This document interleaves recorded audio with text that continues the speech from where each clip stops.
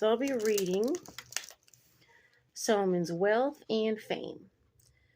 Now when the Queen of Sheba heard of the fame of Solomon concerning the name of the Lord, she came to test him with hard questions. She came to Jerusalem with a very great retinue, and with camels that bore spices, very much gold, and precious stones. And when she came to Solomon, she spoke with him about all that was in her heart. So Solomon answered all her questions. There was nothing so difficult for the king that he could not explain it to her. And when the Queen of Sheba had seen all the wisdom of Solomon, the house that he had built, the food on his table, the seating of his servants, the service of his waiters and their apparel, his cupbearers, and his entryway by which he went up to the house of the Lord, there was no more spirit in her. Then she said to the king, "It was a true report that I heard in my own land about your words and your wisdom. However, I did not believe the words until I came and saw with my own eyes. And indeed the half was not told me. Your wisdom and prosperity exceeded the fame of which I heard. Happy are your men, and happy are these your servants, who stand continually before you and hear your wisdom. Blessed be the Lord your God, who delighted in you, setting you on the throne of Israel. Because the Lord has loved Israel forever, therefore he made you king to do justice and righteousness." And that's the whole point, to do justice and righteousness. Then she gave the king 120 talents of gold, spices in great quantity, and precious stones. There never again came such abundance of spices as the Queen of Sheba gave to King Solomon. So she was pretty amazing in her own right, too. So, here we go. Also, the ships of Hiram, which brought gold from Ophir, brought great quantities of almug wood and precious stones from Ophir. And the king made steps of the almug wood for the house of the Lord and for the king's house. Also harps and stringed instruments for singers. There never again came such almug wood, nor has the like been seen to this day. Now King Solomon gave the Queen of Sheba all she desired, whatever she asked, besides what Solomon had given her, according to the royal generosity. So she turned and went to her own country, she and her servants. The weight of gold that came to Solomon yearly was 66 talents of gold. Besides that, from the traveling merchants, from the income of traders, from all the kings of Arabia, and from the governors of the country, and the king Solomon made 200 large shields of hammered gold. 600 shekels of gold went into each shield. So these are some heavy shields. He also made 300 shields of hammered gold. 3 minas of gold went into each shield. The king put them in the house of the forest of Lebanon. Moreover, the king made a great throne of ivory and overlaid it with pure gold. The throne had 6 steps, and the top of the throne was round at the back. There were armrests on either side of the place of the seat, and 2 lions stood beside the armrests. 12 lions stood there, one on each side of the 6 steps. Nothing like this has been made for any other kingdom. All King Solomon's drinking vessels were gold, and all the vessels of the house of the forest of Lebanon were pure gold. The king has the Midas touch. Oh, sorry. I couldn't resist. Not one was silver, for this was accounted as nothing in the days of Solomon.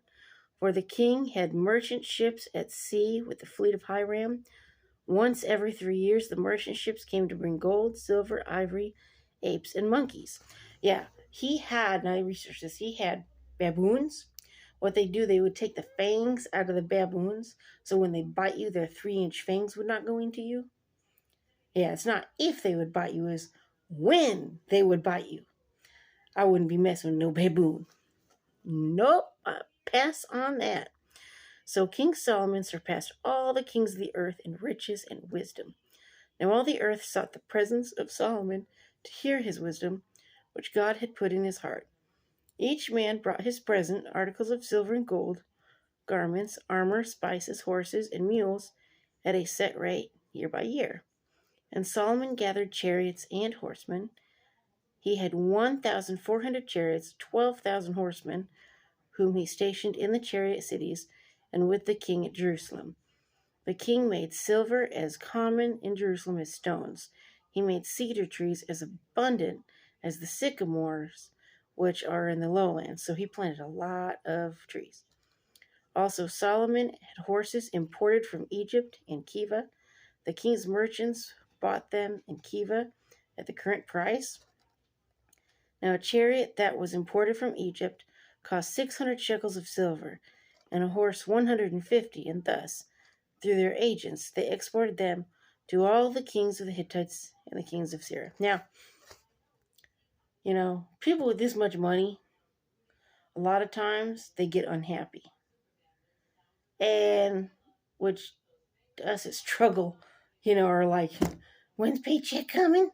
Oh, so, that people with so much money like that, they find things boring because they've done it all. They're like, been here 50, 100 times, did that 20 million times, And so there's not much that really excites them. They're just like, Or to us, to go on vacation somewhere is like, woohoo, vacation. Or to somebody else, is like, been there so many times. It's nothing. I don't think I would want to have that much money. A little part of me maybe would like to. But, to have so much money where you can go on vacation anytime you want, anywhere you want, that many times, and then after a while, it's like hanging out in your hometown. You're like, I've been to the movie theater 20 times. It's like, what's new I can do? It's kind of sad. So, anyway, but that's what it is. So, but yeah, he had a lot. And I think that's why he also wrote Ecclesiastes, which is kind of a depressing book. But the whole point is that nothing really matters, except for knowing the Lord. Because everything else, because he did everything he wanted to do. And none of that brought him to your happiness because, it's not going to. So, anyway. So, what do you think about Solomon's wealth, Solomon's fame? Would you want to be wealthy? If you won the lottery today, what would you do? If you got to be famous, what would you do? Food for thought. Tell you what I would do if I won the lottery. My church would get a good chunk because they helped us out a lot. Retirement would be set up. Kids' college would be set up. And vacation would be set up. Like, where y'all want to go? Pick a spot. I don't care. Personally, I'd like to go to Hawaii. But as long as the family's happy and we're all spending it together, it doesn't matter. They want to go to Timbuktu or wherever. Be like, okay, let's go. As long as we're having fun, main thing. Peace.